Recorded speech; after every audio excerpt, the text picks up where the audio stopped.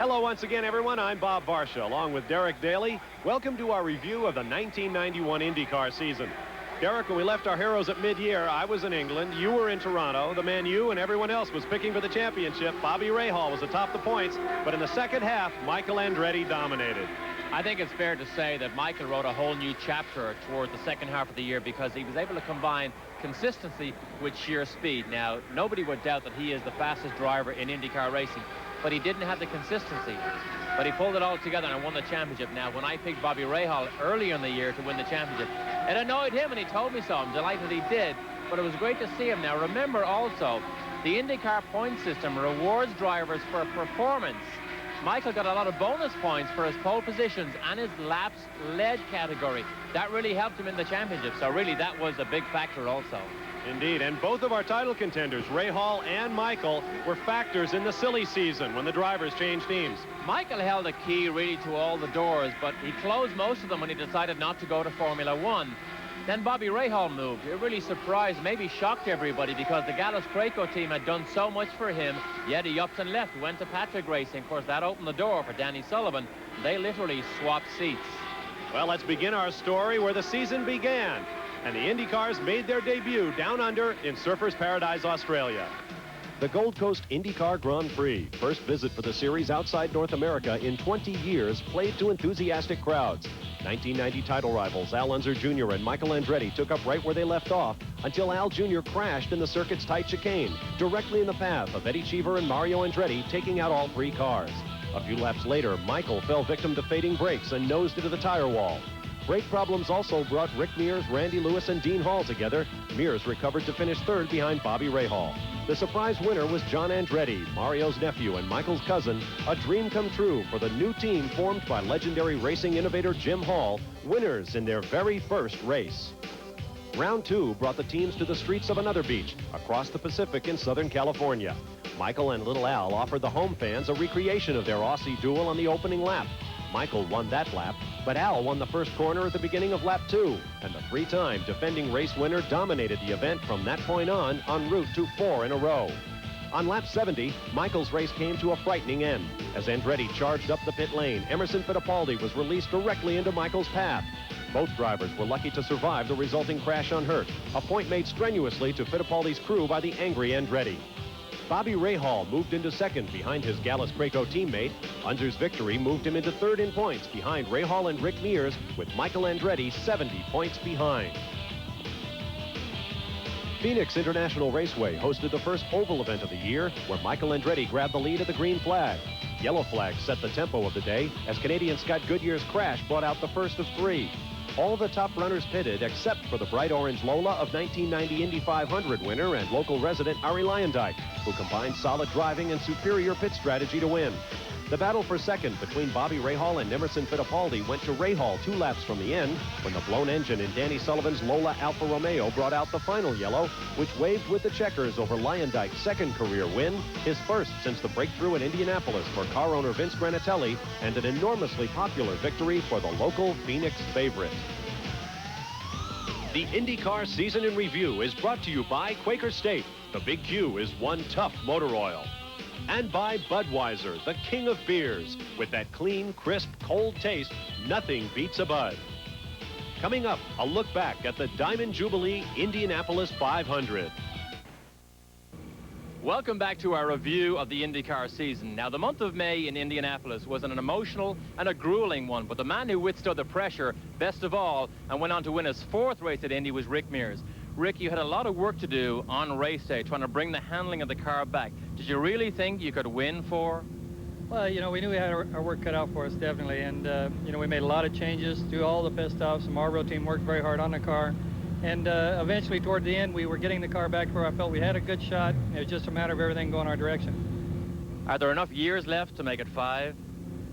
Well, I think so. You know, I really think life begins at 40, which by next year I will be 40, instead of possibly 51 like Harry Gant said. Okay, Rick, let's take a look back on your month of May at Indianapolis. Day 1 of qualifying saw the sunshine and a legendary front row came to life. A.J. Foyt held the pole with a speed of 222.443 until Rick Mears went on his run.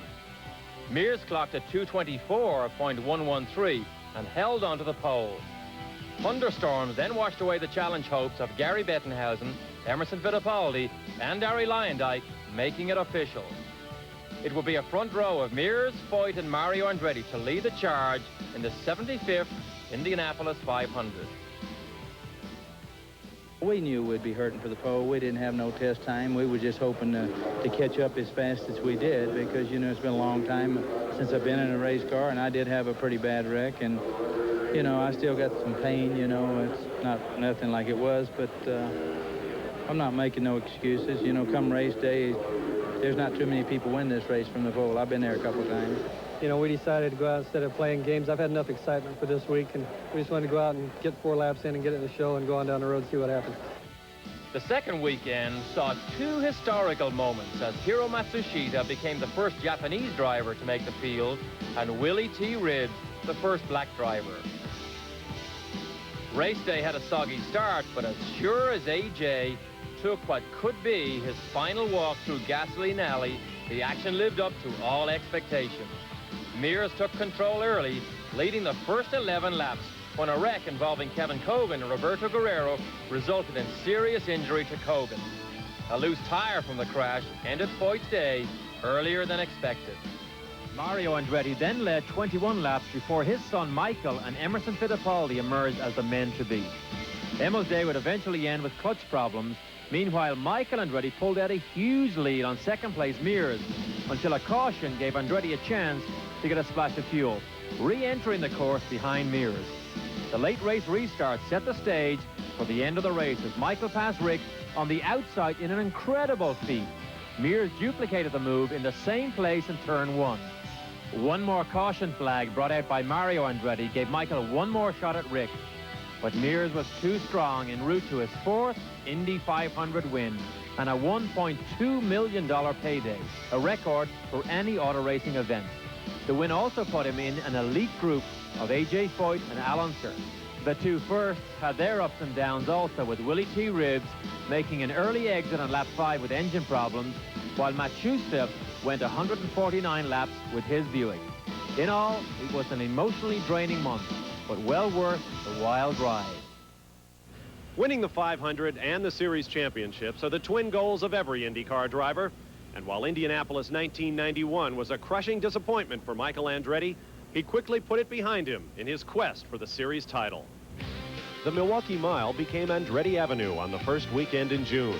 Rick Mears took his 3rd consecutive pole at Milwaukee and 3rd straight in 1991, but was slowed in the race by electrical problems. Defending race winner Al Unser Jr. led on 2 occasions, but his day also ended in the pits with an untraceable engine misfire. Michael Andretti played it conservatively and came from behind to win on the track where a sure victory had slipped away in 1990 when he ran out of gas. Adding a family flair to the proceedings, John Andretti finished 2nd, while Father Mario came home 3rd, adding to the Andretti record album with the first ever top 3 sweep by the same family. Michael thus became the 5th different winner in as many races in 1991, launching him into 3rd in the points behind Bobby Rahal and Rick Mears. That became 6 different winners 2 weeks later in the final race on the street circuit in downtown Detroit, Michigan. Michael Andretti set sail from his 3rd consecutive pole in Motown, but the tone of Michael's day was set early on when he tangled with Arie Luyendyk. The race was stopped when Mario Andretti skidded into the back of a safety truck on course to tow a broken car. That bizarre incident took an ironic twist moments later when Michael arrived on the scene, missed the tower, but crashed into the towee. Michael was done for good. Mario came back to finish 7th. When the race restarted, Emerson Fittipaldi took the lead. Despite a transmission that kept jumping out of gear, the former world champion and Indy winner kept Bobby Rahal at bay by holding the car in gear and steering with one hand. At the finish, it was Emo over Bobby by 0.2 of a second, the closest finish in 5 seasons. Rahal remained atop the points, while Michael Andretti slipped to 6th, 23 points down. The scenery then changed from man-made skyscrapers to the natural kind at Portland, Oregon, where Michael Andretti blazed into the lead from 4th place at the first corner, much to the chagrin of front-row sitting teammates Emerson Fittipaldi and Rick Mears.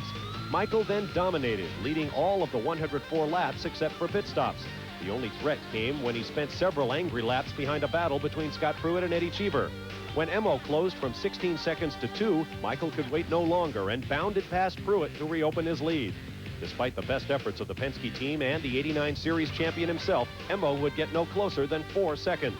7 races into the season, Michael Andretti became the series' first double winner, moving to 3rd in the title chase, just 16 behind leader Bobby Rahal. Michael then made himself a triple winner as the teams raced back across the country to the runways of Burke Lakefront Airport in Cleveland, Ohio. The opening laps were led by Al Unser Jr., pressed by the red and white Penske Chevrolet of Emerson Fittipaldi, who started on pole, passed Unser and led, while teammate Rick Mears, second in the championship, clipped a wall and dropped out. That opened the door for Andretti, who passed Fittipaldi and held on the rest of the way, fattening his big series leads in laps and miles led, while Fittipaldi came under attack from Rahal and Unser. On the deteriorating Cleveland surface, that's the way they finished. Rahal with 6 top 3 finishes and 8 starts, keeping the points lead. But Michael's 3rd victory boosted him into 2nd place in the championship chase, just 10 points back. Welcome back to our review of the 1991 IndyCar season. Now, no driver has ever won the title without taking at least 1 race. So Derek put us in Bobby Rahal's shoes halfway through the '91 campaign, and he hasn't seen a checkered flag in a year and a half. It's definitely a pressure-packed situation for Bobby Rahal because he has people like us in the media reminding him all the time of those second places.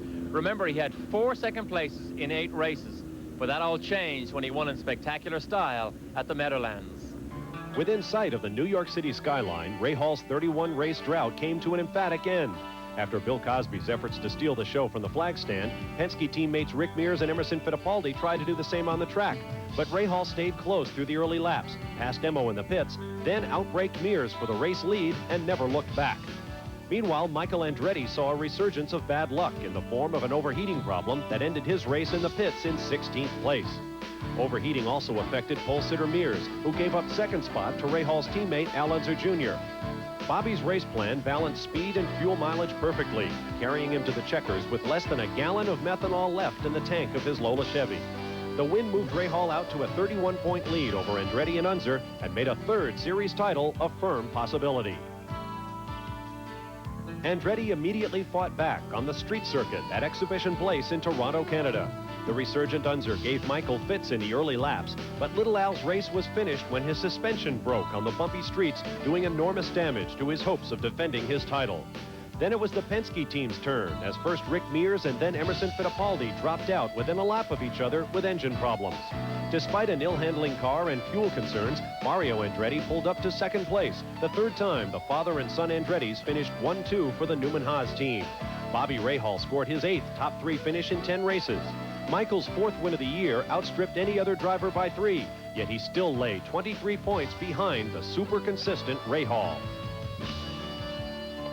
Michigan International Speedway marked the first oval race in 6 rounds of the 1991 series.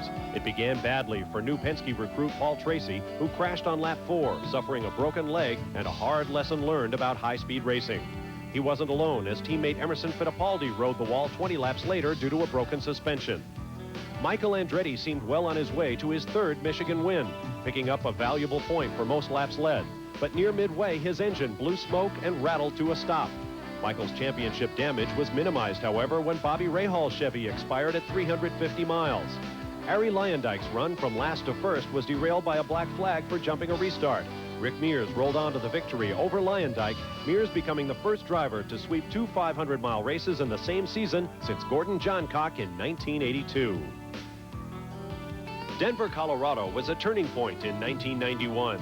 Michael Andretti and Bobby Rahal shared the front row and led a tight pack into the first turn. Defending race and series champion Al Unser Jr. passed Rahal for 2nd on lap 5. Then, showing all the street smarts that won the day at Long Beach, Little Al passed Michael for the lead a lap later. Just short of half distance, Rahal parked with a dead engine. The points leader finished 20th, and the Rahal runaway was history. Despite pressure from Emerson Fittipaldi, Unser held on for his 2nd win of the year, giving a big boost to his hopes of defending his title. Michael finished 3rd, leaving the top 3 drivers, Rahal, Andretti, and Unser, just 12 points apart. With the completion of the Denver event in August, the first 12 races of 1991 had produced 7 different winners. And that is when Michael Andretti grabbed the series by the neck. That's right. For the next 3 races, Michael Andretti got to use the one piece of equipment that a lot of drivers would like to use, the broom. because from here on in, he made a clean sweep, winning 65 of a possible 66 points for pole position, laps led, and race wins. Michael's sweep began in beautiful Vancouver, Canada, where he started on pole for a series-leading 6th time, beat Bobby Rahal to the first corner, and began to draw slowly away from the field. The running order was shuffled in the pits, where Michael stalled and dropped from 1st to 7th, then nearly sparked a costly gridlock with Father Mario, Scott Pruitt, and the on-rushing Rick Mears. Only some careful driving managed to get all 4 cars back out. Bobby Rahal picked up the lead, and his onboard camera documented Michael's efforts to get by. Eventually, he did, in the same corner as his race opening pass. He held it the rest of the way, sweeping the bonuses for pole, leading most laps, and the race win. Just 14 points covered Andretti, Rahal, and Unser with 4 races to go. Ironically, it was at Bobby Rahal's home track, Mid-Ohio, that the points lead changed hands for the first time since Long Beach. Michael Andretti sat on pole and led the most laps en route to his 6th win. Michael's title hopes took an additional boost when Emerson Fittipaldi passed Rahal for 2nd place. Then Emo took over the role of fastest man on the property, closing in on Andretti lap by lap until he lay within 1 second of the lead. But Fittipaldi was blocked by slower traffic, and Andretti was able to extend his lead to nearly 4 seconds at the flag. Bobby Rahal found himself looking up from a 5-point deficit. With 3 races to go, 5 drivers still had a mathematical shot at the title, but as a practical matter, there were only 2. At Road America in Elkhart Lake, Wisconsin, Andretti's 2-race point sweep was finally broken by Bobby Rahal's pole-winning run in qualifying. Al Unser Jr. and Michael, second-generation racers who played together as boys, tossed the lead back and forth, neither asking any favors and neither offering any in return. Lap after lap, they battled, keeping ahead of approaching raindrops. The race was decided a handful of laps from the end when Andretti made his final stop for fuel while leading. He then dashed back out just ahead of Unser. Michael then held on to become the first driver to score 7 wins in a season since A.J. Foyt back in 1975. More importantly, it put him a full 13 points up on Bobby Rahal for the 1991 title. Michael celebrated his 29th birthday Saturday at his home track, but didn't get the present he most wanted. A first-lap chain reaction crash on the 1-mile oval took out 3 Scotts, Pruitt, Brayton, and Goodyear, plus Danny Sullivan. Mario Andretti ran a strong race, mixing it up with pole sitter Rick Mears and Emerson Fittipaldi. But the Penske teammates suffered another off day, both struggling with handling problems. Once again, Michael led the most laps, picking up an important bonus point. With 10 laps to go, Bobby Rahal made his final stop for fuel while leading. Rather than risk losing all, Michael made a splash-and-go stop 5 laps later. Both were then upstaged by Arie Luyendyk, who duplicated his Phoenix pit strategy under engineer Mo Nunn and ran without a stop to his 2nd victory of the season. Rahal finished 2nd and Andretti 3rd, leaving the two just 12 points apart and sending the title fight to the final race of the year at Laguna Seca. The championship weekend at California's Laguna Seca Raceway began with the Marlboro Challenge, a non-point shootout for the year's race winners and pole sitters. Rick Mears jumped into the lead and showed his tail to the field. Michael Andretti worked his way into 2nd, but was unable to get by Mears until the final corner when the Penske's engine coughed and the astonished Andretti blasted past for a victory worth $250,000. The next day, Michael led the field to the flag for the deciding race of 1991. While Andretti moved out front, Bobby Rahal ran 4th, setting the stage for a great skirmish with the Penske's of Emerson Fittipaldi and Rick Mears in between. But after just 23 laps, Rahal pitted with no oil pressure. The battle that began 8 months earlier in Australia was over, and after beating Michael twice for the richest title in racing, Rahal graciously conceded. For Andretti, there was still the matter of a race to win. Fittipaldi was a threat until he tangled with his teammate. In keeping with his record season, Michael dominated the finale, while Father Mario finished 3rd and shared the podium with his son, the new champion. The disappointments of 1986 and 87 were forgotten, and Michael Andretti's days as a bridesmaid were finally over. And so Michael Andretti fulfilled his family legacy with his first IndyCar title. Our Derek Daly had a chance to share a few moments with the new champion. Feels great, and the best part about it is I was able to prove you wrong. Michael Andretti did prove me and others wrong en route to his first IndyCar championship. After showing all the signs of being a champion in 1990, this year, Michael finally found the consistency he lacked to earn the title. But he says his actual driving style hasn't changed. Things are finally working for me a little bit better.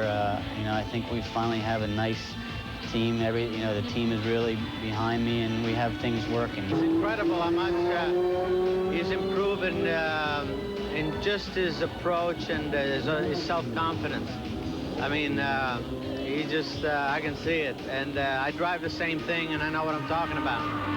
The pressure of a championship season can be unbearable, but Michael was prepared for this type of stress early in life. After all, he is an Andretti. I'm glad I had that pressure at an early age, because I think it's helped me to deal with it, because all the way through my career I've had pressure. And when you get to this point in racing, I mean, you know, that's the name of the game, is pressure. And if you can handle it, you know, that's a big advantage.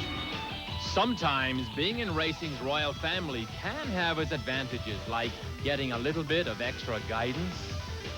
It never was black and white. It was more a discussion. You know, we discussed which way we think I should go, and, you know, it was a group thing. His driving has been impeccable, in my opinion. I don't think you can take that away from him at all.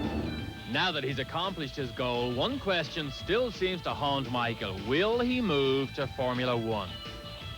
Oh, I think about it a lot, you know, especially this year. It's been a roller coaster ride for me. You know, one weekend it looks good to go Formula One, and the next weekend is not. And, you know, it's a big thing for me to try to get my mind focused on one or the other. And, you know, that was a problem for me personally, because it means a lot to me.